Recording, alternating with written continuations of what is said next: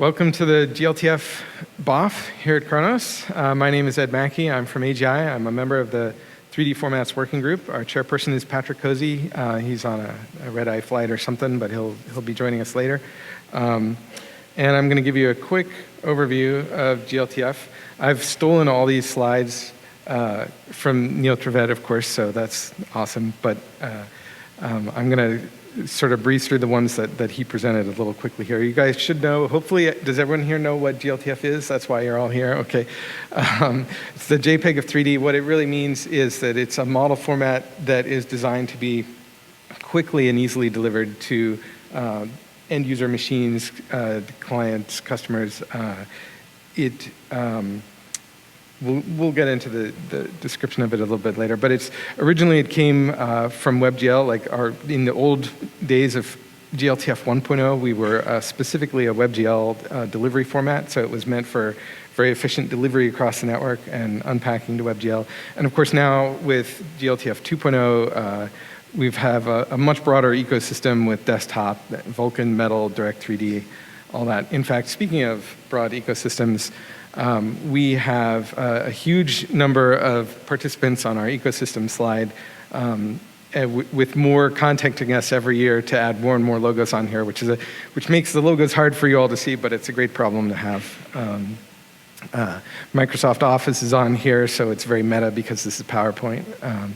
And I show this slide to people, and a lot of people start picking through, like they pretty quickly spot some big names and big players on here, and then they start picking through and seeing all the other little logos, like, oh, I think I know those guys, and I've heard of these guys. And then usually about 3 or 4 minutes in, they go, wait a minute, you guys snuck a Minecraft logo on there.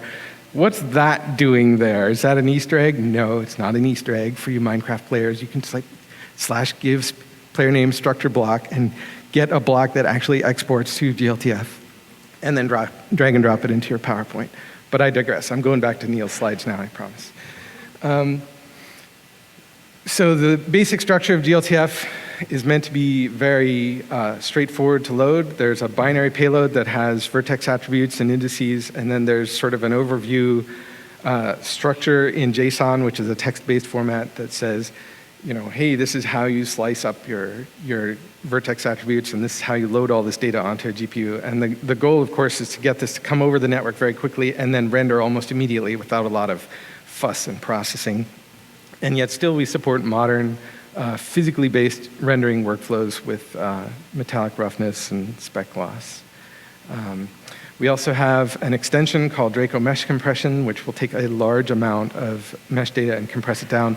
These slides are all going to be available to download after because I don't have enough time. We have like 9 other speakers who are going to come up here, and I don't have enough time to go through all these links for you, but you can download these later.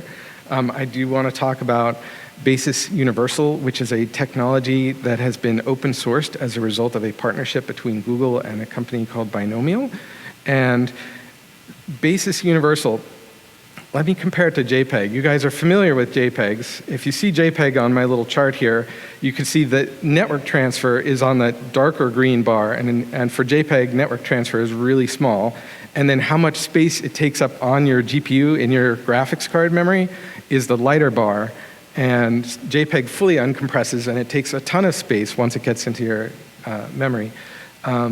There are various forms of what's called GPU compression, which are special formats that don't necessarily compress as well as JPEG, but can stay compressed and be usable on the graphics card even while they are compressed.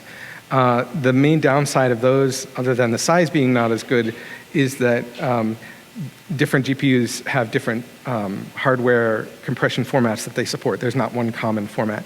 This is where Basis Universal comes in. It is what's called a super compression, which is a compression of a compression, and it transfers across the network about the size of a JPEG, and then rather than decompressing, it will transcode to the locally needed hardware GPU compressed format. And here's some more information. We're still in the process of finalizing this pull request that you see at the top there. It's happening on GitHub. That will bring the Basis Universal format into glTF. And we have several engines, all of which are speaking today, although Babylon and 3JS are speaking during the WebGL section next. Cesium and UX3D will be speaking if I ever get off the stage here. But please do get involved, and if you want to have any say over how Basis fits into glTF, that will be happening very soon, so speak now or never. The other headline for this year is that Blender 2.80, which is a major overhaul of Blender, got finally released. The official stable release of 2.80 was released yesterday morning, and it includes a full Khronos-backed glTF import-export function. The export functionality, of course, came also from UX3D, and the documentation came from me, so if you have problems with it, you can come complain to me. So roadmap discussions, we talk about glTF in the open on GitHub issues, on our GitHub tracker. We talk about next-gen PBR and animation. Adobe has a pull request open for better metadata. Get involved, it's all kind of fun. Ecosystem robustness. This is something I want to say a little about. glTF is such a simple format. We don't have a single piece of software that you need to go through. There are other formats out there that if you want to get in and out of that format, you have to embrace their software. You have to take it on as a third-party dependency and use their functions and accept their patterns and their security vulnerabilities and whatever else. But with glTF, you're free to write your own or free to pick some open source thing that somebody else has written. We do ask, though, that if you're producing glTF files, you run them through our glTF validator. Make sure you're producing clean glTF files that are interoperable. And of course, if you're loading them, we have sample models and we have unit tests from the asset generator. Please make use of these tools. That way we can make sure that all glTF readers and writers can talk to each other, even though they were written in different languages on different platforms.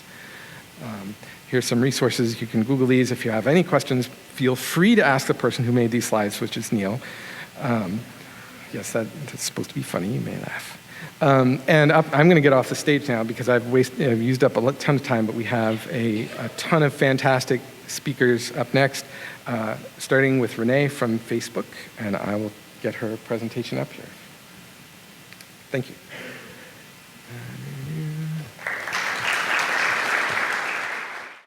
Thank you. Hey, everyone. I'm Renee Rashid.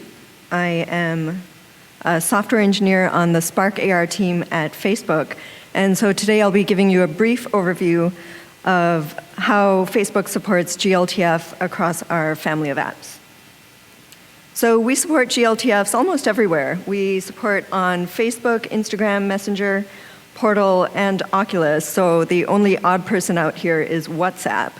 But most of our support comes from the Spark AR creation tools and runtime.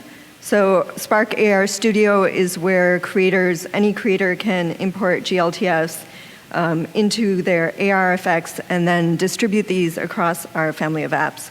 And so those are, the ones in red are the glTF support provided by our Spark runtime. So here's a brief look at Spark AR Studio. Yeah, so here you can import 3D object and pick a glTF or GLB asset and have that placed into your effect. So I'm choosing the damaged helmet, and it'll show up there, and you can see in the preview window down below that the asset is rendered. Okay. So Facebook supports 3D photos. I know Neil mentioned 3D in the feed earlier, but I am sorry to report that we no longer support direct upload of 3D models to the feed, but we support 3D photos, so users can take photos with depth information. So if you've taken it via portrait mode or you have an explicit depth map, you can upload those through the phone or through the web interface and play the video.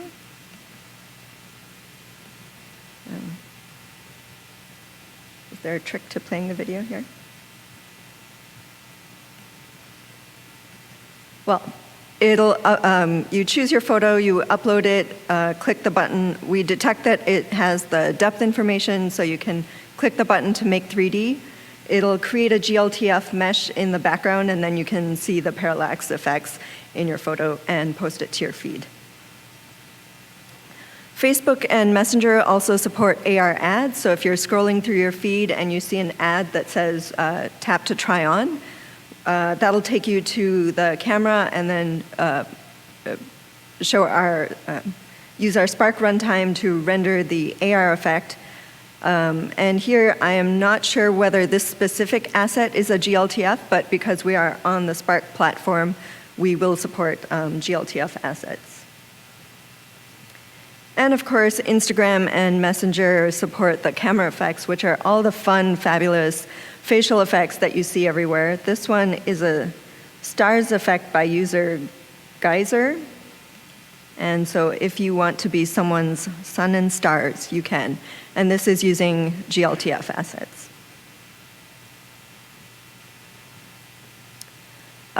Portal is our hardware, like home video conferencing device that we came out with earlier this year. And that also supports the Spark platform to power things like story time, where someone at one end using Portal can act out a story that someone can see on the other end. And so this one is obviously using mostly 2D textures and effects, but since it's Spark, you can use glTF and 3D assets.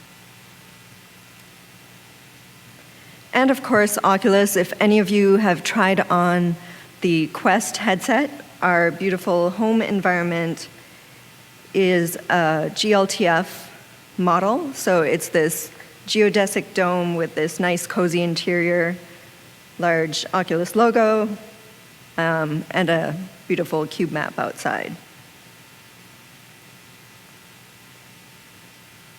So that's the support across our family of apps. So thank you to Khronos, and thanks to all of you who've worked on glTF.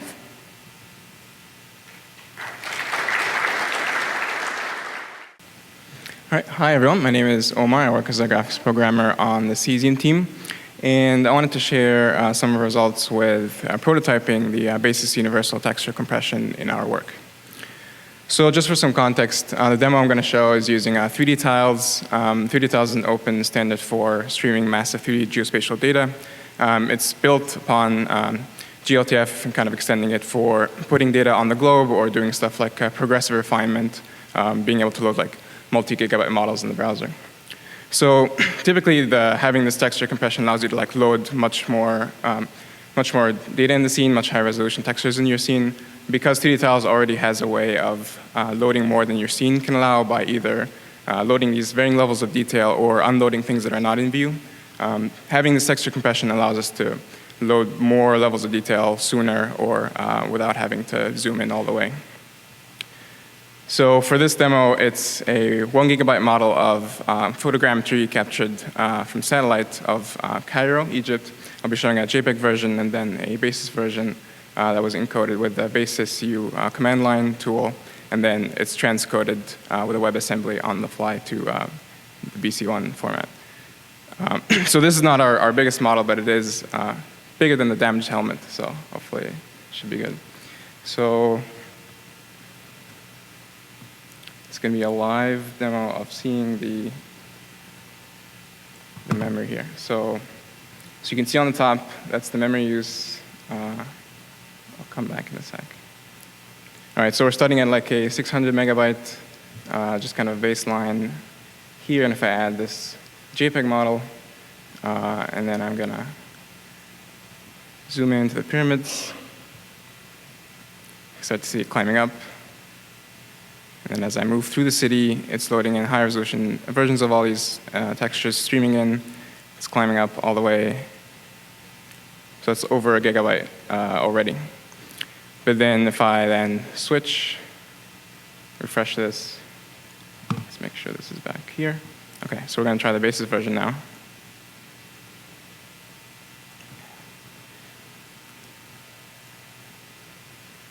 Okay, so we're zooming in now, and yeah, it's like barely breaking a sweat. It's still, you can't even tell that you added something if you're just looking at the memory. And as I'm moving through, it's still just around 500 megabytes, so it's vastly smaller. It's vastly less GPU memory. So I can go back here. So quality-wise, I don't know if you could tell very easily on the projector, but you can't really tell. It looks just as good. If you take a closer look, let me remove this.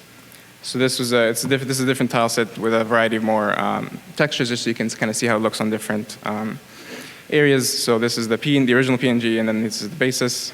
So I'm going to flip back and forth. It's very hard to tell because they actually do look pretty good. But also, if you look, here's the delta. If you look on the bottom left, you'll see like a little pink area. That house actually has a slight color degradation. You can see the color looks a little bit more faded. And here's, for comparison, the JPEG delta. It looks like there's no difference, but there is a tiny bit of difference on my screen here.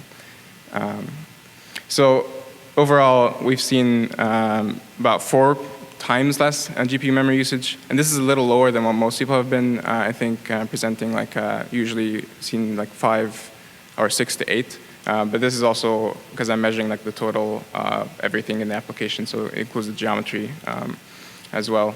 But this was kind of the differences we saw in this demo. And the basis version on disk is actually smaller, a little bit smaller than the JPEG version, which is kind of an added bonus, which means the tile set, the data loads about 15% faster, which is kind of an added bonus. And finally, the artifacts that we saw here, you can mitigate that by being able to, because basis is so much smaller in terms of GPU memory, you can have a higher resolution texture to account for that and still have a net benefit. That's it. Thank you. All right, thanks, Omar. So let's continue with more basis stuff. If you look at this asset, it's something we can get nowadays out of the... okay, hey, sorry, yeah. I'm trying to rush through this presentation in order to keep under 5 minutes. Yeah, I'm Max from DGG. We are working on an optimization software called Rapid Compact, and yeah, you'll see what we do in a minute. And we are heavily working on glTF tools in this context. So this is an asset that we got out of the Zeiss real scan system, which is pretty impressive because you can see that it already has all the PBR maps that we need, and it looks reasonably good. So this is around 100K polygons. It's an OBJ file. You can also get glTF from them. It has high resolution textures. So the question is, can we already use an asset like that for all kinds of presentation modes? And the answer is no. For many cases, it's too heavy. So if you think about an AR app where you have a lot of assets, if every shoe is 100K polygons, that's too much. And if you want to show it in an online shop, you will want this asset to be loaded in less than 3 seconds. So this is basically the same story as if you are a professional photographer, you have a really good camera, take a raw image, and then depending on where you want to use it, in a catalog or on a web page, you will want to have a different resolution and a different format, right? So for 3D, we have automated the process of like mesh reduction, simplification, and so on, using our Rapid Compact software. And this is only one part, like reducing the resolution of the actual mesh and textures. And then the second part is compressing this information for efficient transmission and storage, which is exactly the job that like glTF does in this context. So JPEG for 3D fits quite well. And we have Draco for quite a while now. And as we have seen, there's something new coming up, which is basis compression via KTX2 for textures. And we have performed a small experiment with the Babylon team that provided the engine and renderer, so a tweaked version of BabylonJS. And we've evaluated different aspects, like quality and performance. And here I'm just showing a close-up, and you can see more if you talk to me later or come by at our booth. So this is an inset of the glove model that you just saw on the previous slide, close-up. And you can see that there are some blocking artifacts that we get through the basis compression, which is not surprising. But we really found that with a reasonable resolution, these will almost be invisible because you will never zoom in that closely in the final application of this glove at least. And regarding the asset size, so if we reduce the original OBJ by half in mesh and texture resolution with rapid compact and just convert it to plain glTF, we go down from 16 megabytes to less than 4 megabytes, which is already good. But then if we apply basis compression by KTX and Draco for the geometry, on top of that, we go from a 4 megabyte glTF to 1.5 meg, which is, I think, pretty great.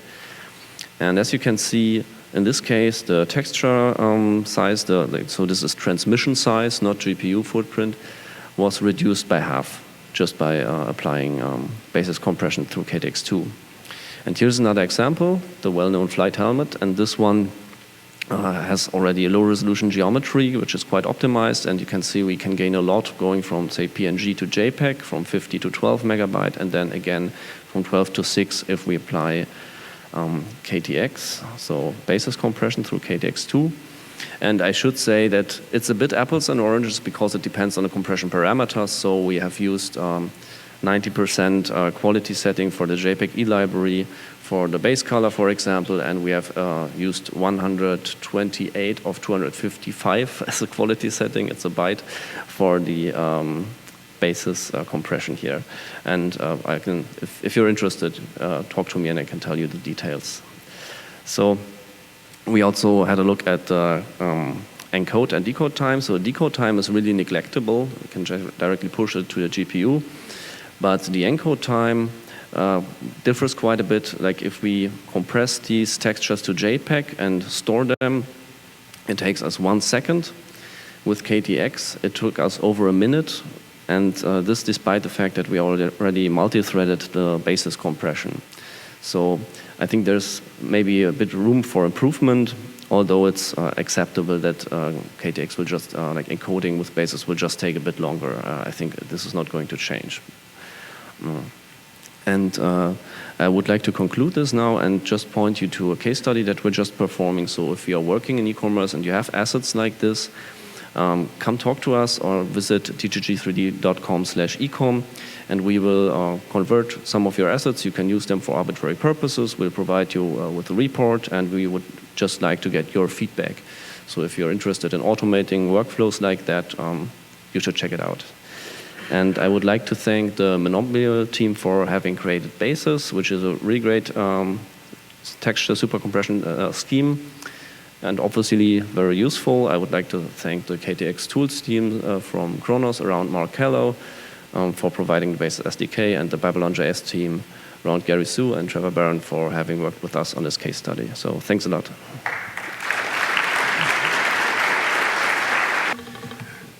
So we both work at Uber. You might have used some of our frameworks. We presented them before, like Kepler, Deck, Luma, or Nebula.gl. These are all on GitHub. We recently started using glTF. We made a blog post explaining the details and what we did. So if this presentation doesn't cover everything, you can go read that. It's in the Khronos blog.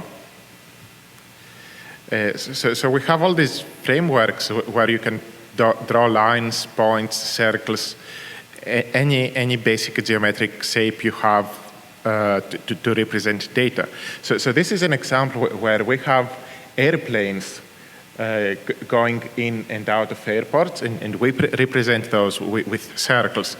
And it's okay, but you don't really know this is airplanes until I tell you so. So we thought, okay, how about we use a glTF model to represent that. So we went online, and glTF is like everywhere. So there's so many sites where you can just download glTF models. So we picked one. We imported into Blender. Blender is really awesome for importing and exporting glTF. And we did some small edits. For example, we put our visualization logo there at the front and at the back, and it's a little bit more awesome. So when we import this, you get something like this. You have all the airplanes rendered as glTF models, and then I made an animation here where you can see them come in. There are 3 airports in this picture. There's SFO, Oakland, and San Jose, and this is a time-lapse with using real data. We have this demo in our repository. You can just download and run it, and it pulls real data. So these are real airplanes coming and landing in SFO. So how did this happen? We first started by taking the reference PBR shader and converting it into a LumaGL shader, which works very well with geo-coordinate projection systems, so you can put them on a map. And we also take the sample viewer and converted all the code to Luma. And by doing this, it was very easy to have the photorealistic rendering and have visuals similar to the other apps. We also have the editing framework, NebulaGL, and we did this demo where you can use NebulaGL to create GeoJSON points, and you can actually render a glTF model on those points. And this is the avocado from the samples, and you can see that it's all 360. You can place the points and the avocados show up. So, if these are good places to buy avocados, you can just render them on a map. It's very nice. And all this is like 80 lines of code, and we have even better plans for the future, like web VR support, so you can experience all that in VR. So I'm going to talk about a new member of the VisGL suite of visualization frameworks, and that's LoadersGL. And it all sprung out of the work we did to integrate glTF into the VisGL suite. And so LoadersGL is a suite of framework-agnostic loaders for data visualization. I'm going to talk more about that. So when we started out working on this, we kind of quickly saw the need for a portable glTF parser.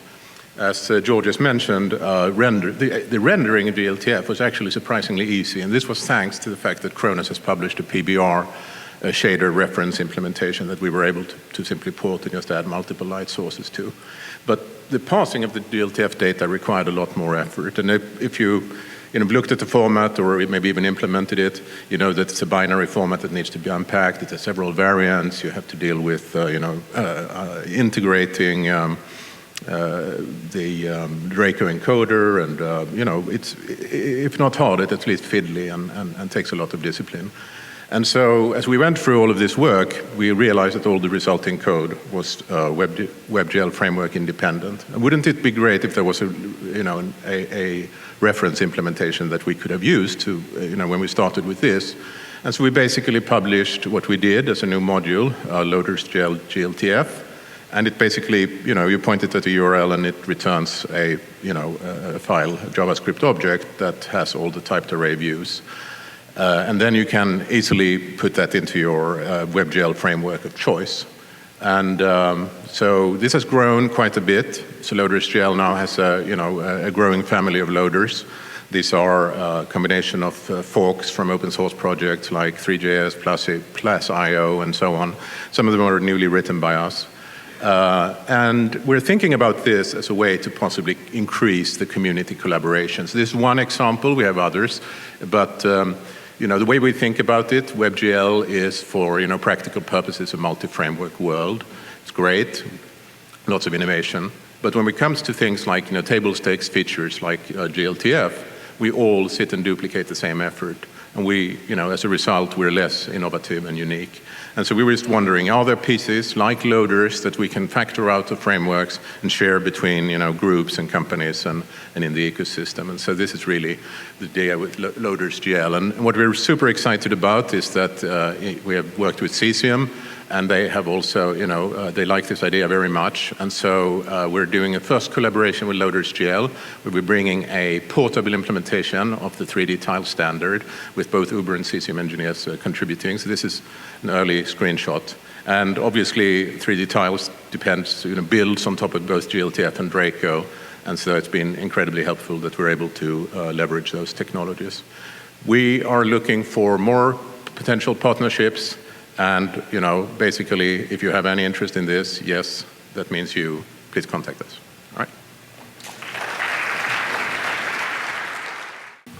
All Good morning, my name is Moritz Becher. I work as a GPU software engineer for UX3D in Munich.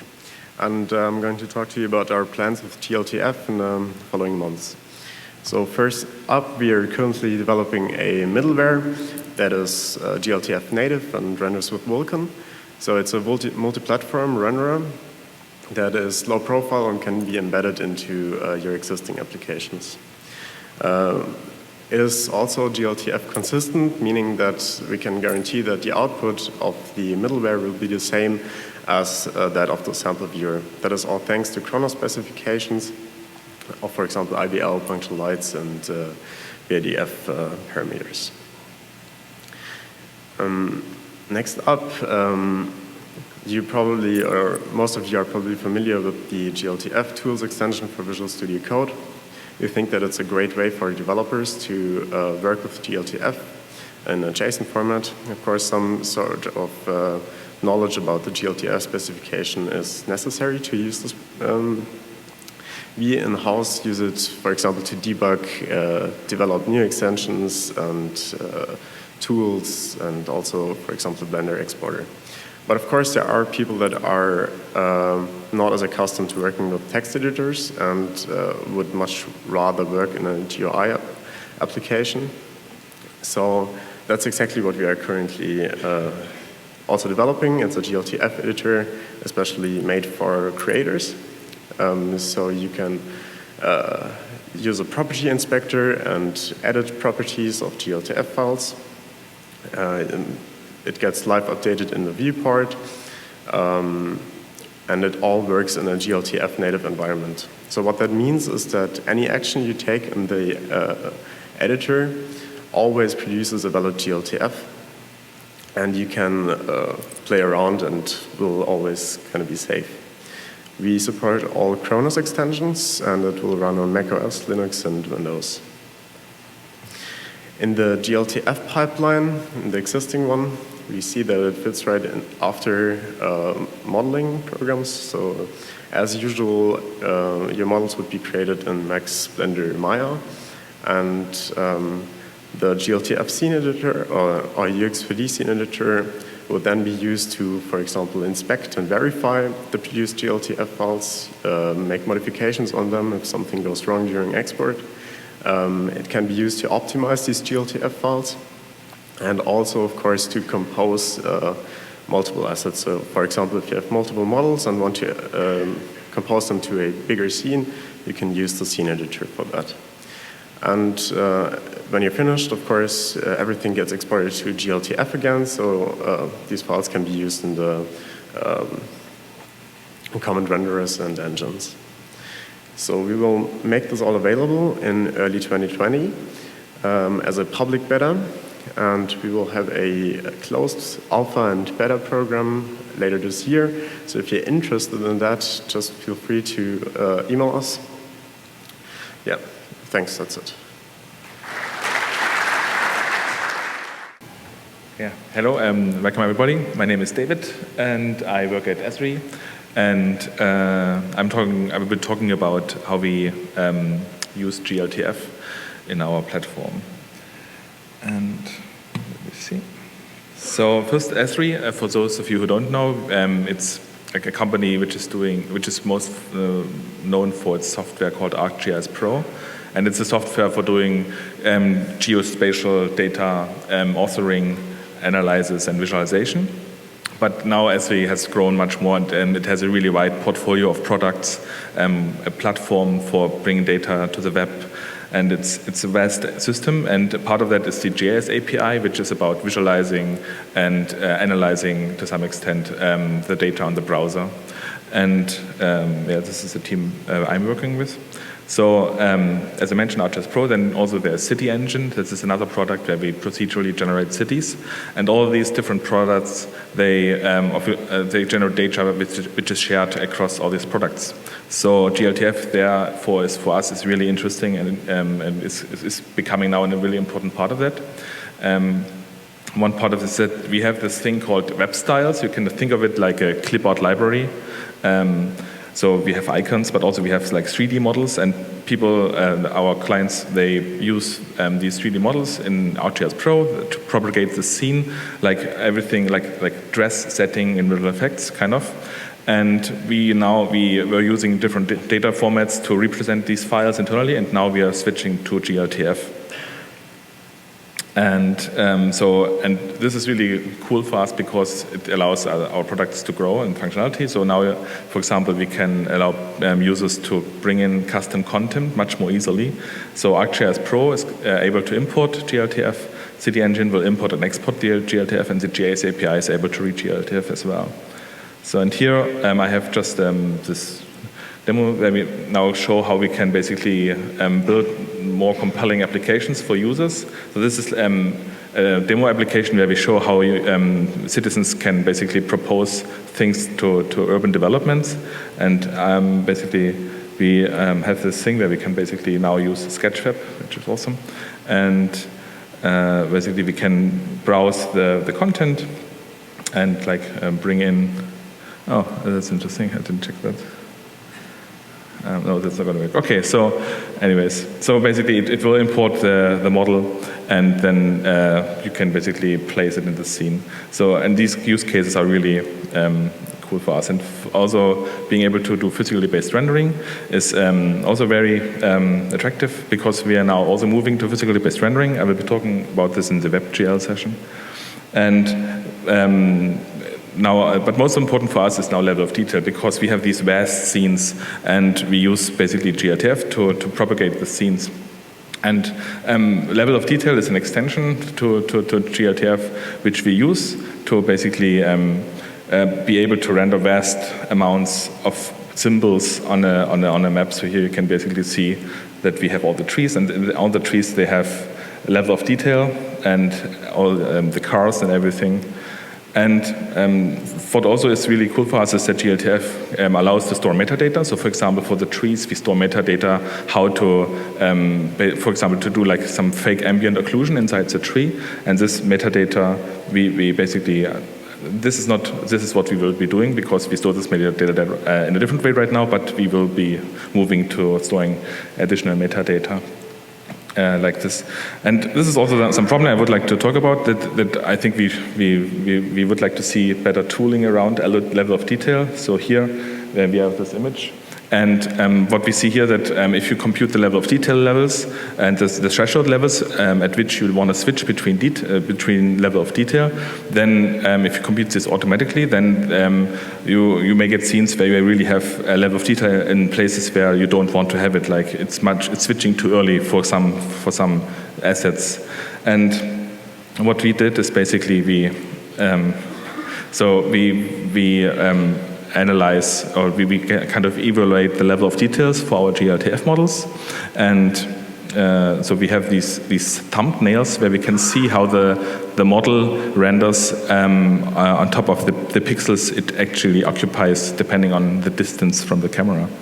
So, and then basically we have this thing where we can where we basically can tune the LOD levels of our model. So here you see basically the model at different distances, and then at each distance you basically have different, depending on the distance, a different LOD level. And here basically we change the LOD level, and this is basically what we do to internally tune all these LOD thresholds. And this is maybe an idea for better LOD tuning also. What is also interesting about the extension is that it's basically the LOD thresholds are given in screen space coverage, and which is like independent of resolution, but we actually use a different metric which accounts for resolution. So if you change the resolution in the browser, our LOD levels will switch. So, and this is something we also would like to see because we cannot use the thresholds in glTF right now because we have a different metric, so that would also be something to discuss. And in general, we are really excited about these possibilities possibility to store metadata. So as I already showed you, the tree has the metadata for the lighting, but also we are thinking now about, like, because we have City Engine for procedural content creation. So with the trees, for example, we are now planning to store things like the humidity and the amounts of acid the tree needs to grow in certain areas. And this is really interesting because now we can see use cases where we say, okay, give me all trees from Sketchfab, which can basically grow in my desert environment, for example. So you specify the environment, and then you get models which are able to grow in that environment. So this is something we would think is really useful. And finally, being able to, so when we now first import a glTF model, we assume a certain coordinate system. And but for GIS data, if you want to really be precise and want to make sure that your positions match up, you need to be really careful about the projections and the coordinate systems. And we also would like to see that the metadata, there's maybe a standard extension for bringing this information with the glTF models. And that concludes my talk. Thank you. Hi everyone, I'm Alban, co-founder and CEO of Sketchfab. Looks like I don't need to do my demo anymore since David just made it. So for those who are not familiar, Sketchfab is a platform to publish and find 3D models on the internet. Over the years, we've become the largest library of 3D content, and what's interesting beyond the sheer volume of content is that it's extremely diverse. You can find very low poly content, but also very high poly. Some of it is static, some of it is animated. Some of it is made with professional tools like 3ds Max, some of it is made with 3D capture tools, both photogrammetry and depth sensors. Some of it is PBR, some of it is not. And it comes from a community of very diverse use cases and backgrounds. Over the years, we've been mostly known for uploading and publishing content, and so we've passed, Sketchfab is 7 years old, we've passed most of that time amassing content, and we're really just entering phase 2 of redistributing that content where it needs to be used, and we are using glTF as the main vehicle to do that. We support more than 50 formats as input, and then we convert to our own format, and then back to glTF, and we're able to support PBR, animations, and so on. The main use case initially for downloading content from Sketchfab have been VFX and game dev, but also more and more conversion, which is interesting, like with the multiplication, can we say that, of viewers and headsets. More and more people use this just to get a clean glTF for their own native pipelines. And then obviously AR and VR. We have 3 entry points to get content from Sketchfab. The first one is the community on sketchfab.com. We have a community of almost 3 million members, and we provide free Creative Commons content. Then a year ago, we launched a store where you can buy and sell content. It's a great way for community members to monetize their work, and for people who need content to get higher quality content, royalty-free of use. And then we have our download API, which lets you integrate a Sketchfab library wherever you may need it. Quick numbers, so the CC library recently passed 200,000 3D models, and so I think it's the largest library of glTF assets and the largest library of 3D CC models. So store just passed 50,000 assets, also all available in glTF. And we have about 500,000 downloads a month from about 100,000 unique downloaders. And so we distribute the content in 2 ways through our API. One is building our own importers. So historically, we've built a lot of exporters so that you could publish from like Blender or 3ds Max straight to Sketchfab.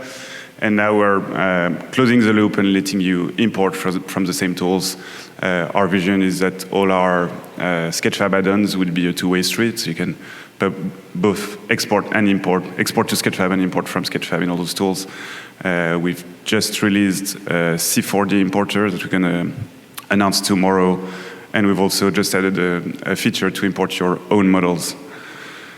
So here is just a quick demo of the Unity importer. And so you install the Sketchfab add-on for Unity. It lets you both export and import.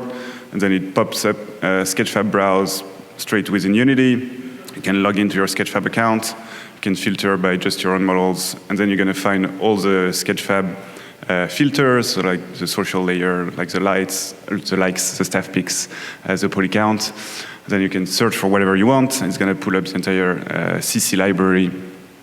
And then in one click, you import a model, and it's going to show up in Unity just as it shows up in Sketchfab with like PBR materials, animations if it's animated. And so it's normally pretty fast.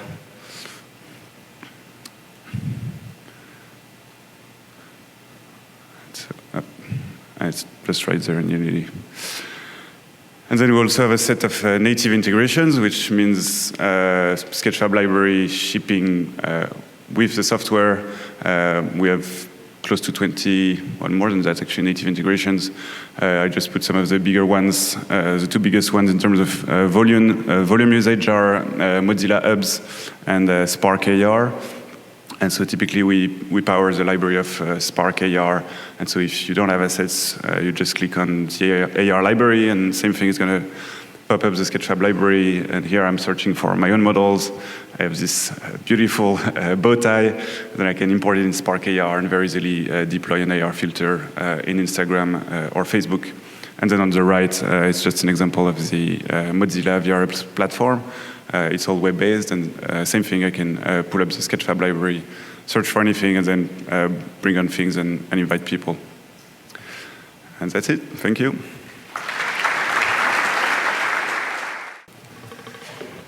Hi, everyone. My name's Adrian. I'm from Google. I'm an old salt from the game industry, and I'm here on behalf of the team that released at I/O the view in 3D, view in your space capability in search. We were a pretty good match when that feature needed doing. We were the team that made Sceneform, which released a little over a year ago. Sceneform had a lot of challenges trying to use traditional file formats like FBX and OBJ. And glTF has been just a revolution for us, and it's wonderful. So Sceneform, for a little bit of context, is a means for Android developers to add AR activities to their existing applications. Has a very high-level Java API for scene management and a tool pipeline and a plugin that's available on all desktop platforms, all of them built on top of Filament, which is totally awesome. And Sceneform has been moderately successful. It has a lot of first-party and third-party clients. Google Maps, AR Walking Nav uses it, for example. But boy, we've had a tremendous amount of trouble trying to get by giving people a workflow to take some OBJ that they found on the internet or FBX and just get it into a PBR renderer. You can't, like, OBJ is super subjective, and I mean, if you have Stingray materials in an FBX, you can get by, but if you're getting content from the industrial design division, they don't know what Stingray is. It's a real hassle. And on top of that, loading FBX and OBJ on device is, especially on mobile platforms, is not practical. We don't have the ability to get libfbx on Android. So what we ended up doing was making a packaged file that would be computed at import time. It would be packaged into your APK or downloaded offline, and then you would render that.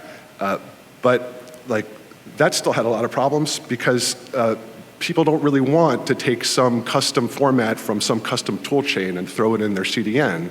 They just want to have what glTF is. They want to have a known quantity, and they throw thousands of it into this thing, and then they serve it someplace else.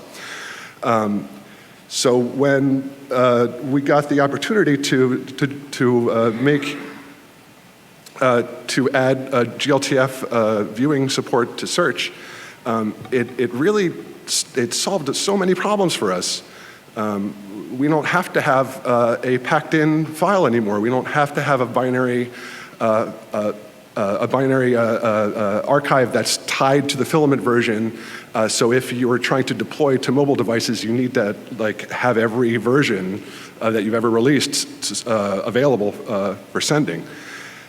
We don't need to do any of that. We just send the GLB. We have a handful of precompiled shaders that we download once that cover the permutation space well enough. We built a fuzzed sandbox loader, which if you've never done is totally fun and you should do it and gives you a lot of cred. It's been really great.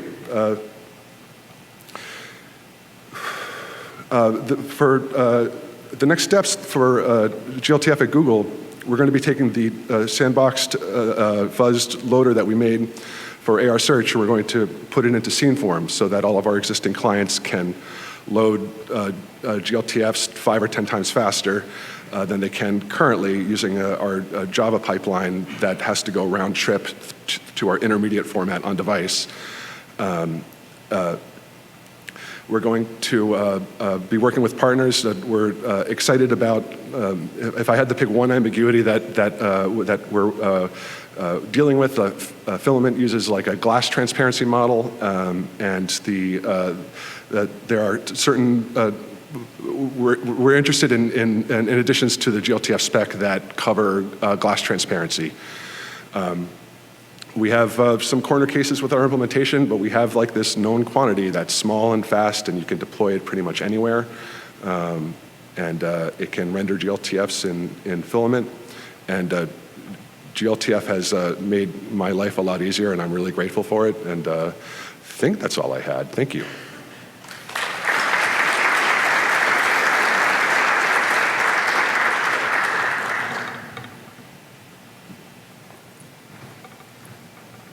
While we wait for this presentation to load up, can we get a round of applause for all the people who've been contributing to glTF? It's been amazing. It's been an incredible help to us. I'm from Wayfair, and we have like tens of thousands of glTF assets, and it's been a lifesaver for kind of not worrying about cross-platform issues. But today I'm going to talk about a new initiative called 3D Commerce, and glTF kind of does a good job with trying to figure out one format or figuring out consistency issues, but we need to kind of do a little more than that. So I'm Shrenik Sadalgi. I run an R&D team at Wayfair, and I'm also the chair of the 3D Commerce group. And so how many of you have used a 3D experience in your shopping process, like a view in room, like IKEA Place has, or Wayfair view in room, or Target? Cool, that's pretty good. How many of you have been responsible for building one of these experiences?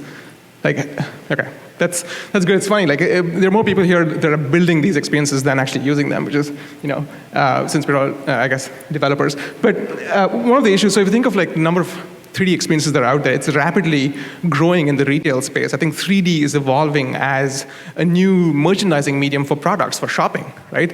And so when you think of all the different experiences that are out there, like it started off with like a 3D configurator that was available online.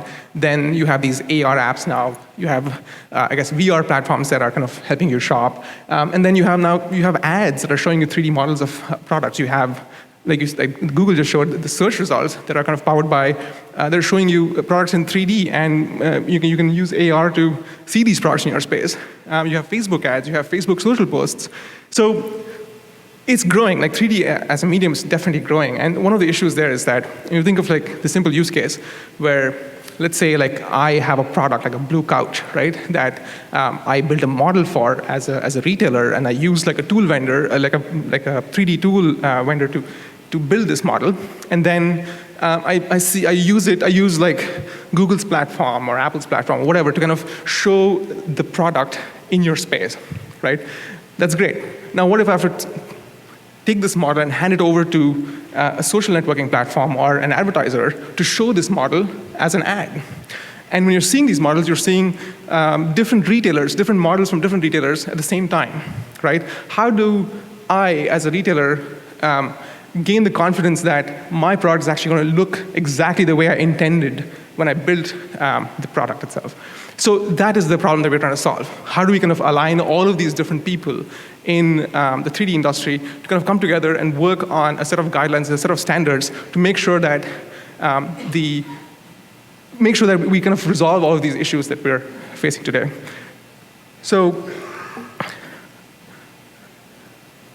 So it all started with, we initially, basically, we got together like last September, most of the retailers and some of the technology platforms, and we kind of sat together and we tried to figure out like, hey, we tried to identify that this is a problem, right? So once we did that, Khronos basically kind of helped us out, and we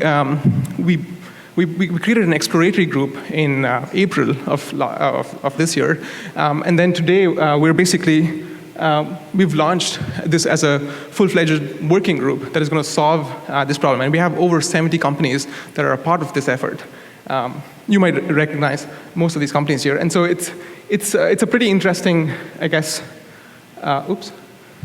It's a pretty interesting,